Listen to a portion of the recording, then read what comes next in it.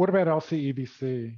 Are you doing enough live, or is that even a live versus VOD kind of decision? With LCEVC, I don't think it's even a live versus VOD decision. I think with LCEVC, I think what's interesting with that codec, right, is that it's an enhancement codec. It's a codec that really piggybacks on top of other codecs, and provides, better resolution, better dynamic range, for example, at bit rates that would typically be associated with lower resolutions, more narrow dynamic ranges. And so, the way LCEVC works is that, there's a, sort of a preprocessor part of it, right, that essentially extrapolates the detail that is then lost when the video is scaled down. So you can start with a 1080p video, scale it down to, let's say, 540p, encode it as 540p, and then, with the LCEVC decoder on the other end, it can now take some of that sideband data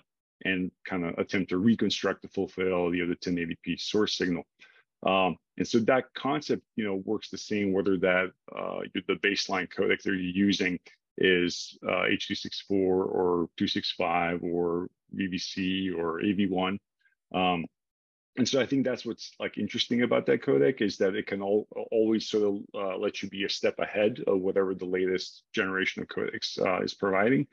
And then the other nice thing about it is that there's a backwards compatibility option there, because if a decoder doesn't recognize that sideband data that is specific to LCEVC decoding, it'll just decode your, base signal, which might be half resolution or quarter resolution. And so I think in ABR, I think it can be very applicable in ABR, because typically you have a lot of different resolutions in your ladder, right? So it's like, if you could potentially deliver that, 360p resolution in your ladder at 720p, for example, to a LCEVC decoder, then, why not?